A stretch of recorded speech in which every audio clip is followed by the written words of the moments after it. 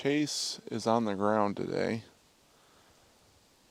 and of course I'm up in the tree. So what we're doing is we're looking over this field,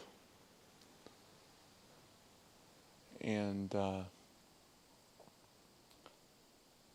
couple weeks ago I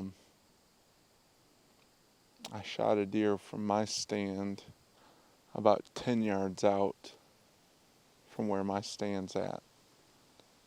And it went, well, right now we're facing north, so it went back east. It circled around and it went back east. That's the footage that we showed on the YouTube page. So hopefully tonight, if the wind can calm down and it'll settle down a little bit, hopefully we get a deer coming across in this field. And hopefully we smack something down. So who knows what could happen? Anything is possible. And we'll just go from there. So see what happens.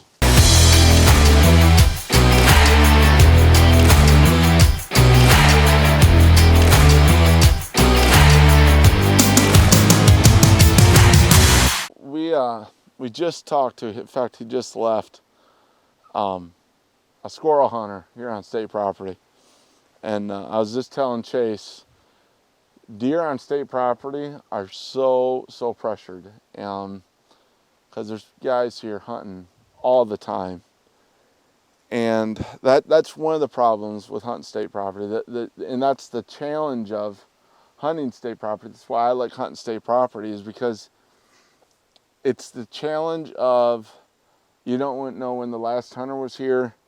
You don't know if someone was here this morning. Now, luckily today, I drove by earlier today and there was no one parked here. Now, that doesn't mean that there wasn't a hunter here, because there is another parking spot up the road.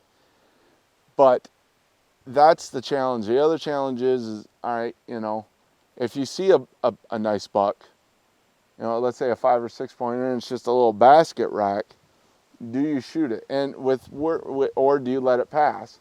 And the problem, the big problem with that is, if you let it pass, someone else is going to shoot it, and you're waiting for a monster. And I'm not saying there is monster bucks on state property, because there is. They're very smart. They're very intelligent. They're just a very knowledgeable deer. They know where to go, because they know the land better than per se we do.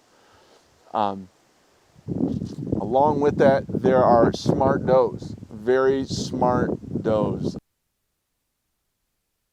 We finally got out in the woods. Chase is actually sitting on the ground tonight, so now we're going to have two shots.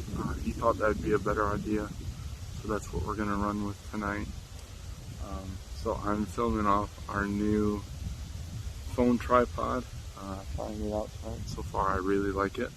It's going to be pretty sweet. I took a picture of it, put it on Instagram, so hopefully you guys follow us there. If not, it's Real Hunter Outdoors _72. So just check us out there. But for the most part, it's going to be a wonderful evening. Hopefully, we'll start seeing some deer here within the next hour or so, and we get some shots on film. Hopefully you guys are enjoying this video. There are some awesome lands to hunt on state property if you are hunting state property. Here in Michigan, we have the gun seasoning opening up, and here very shortly, within the next couple of weeks. And if you are hunting state property, there are a couple of things I want to remind you of. First of all, on state or private property in Michigan, you cannot bait at all. You can use food plots, you can do all that stuff, but you cannot bait. A couple of things that I want to go over with you guys today is, even on private property, if you know the deer pattern by now, they should be on a pattern of the rut pattern.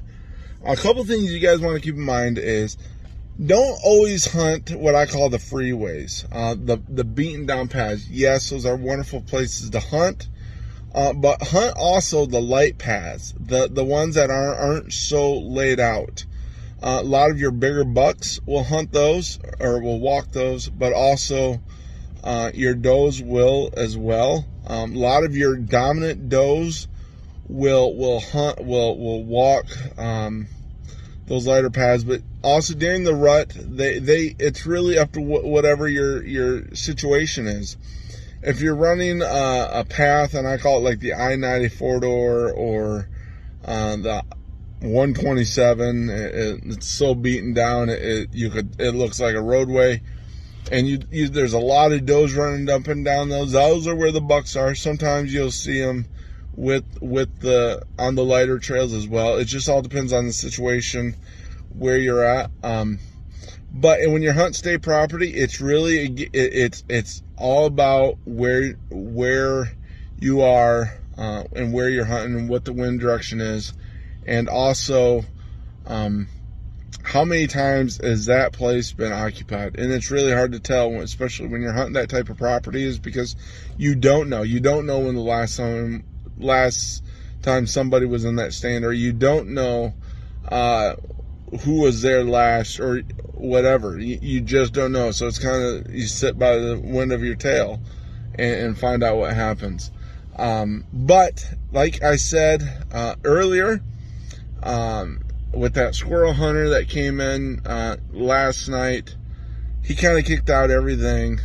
So I hate to say it, but we didn't see anything really as far as deer. We saw, squirrels and stuff like that, but nothing of that nature as far as deer. So again, always play the wind. And when it comes to the rut and when it comes to opening day of gun season, you still play the wind. I still play the wind. I know all the other guys play the wind. So if it's a southeast wind, the wind's coming from the southeast, you sit, maybe you got a blind on the north or the north west side of the woods, or whatever you got going on.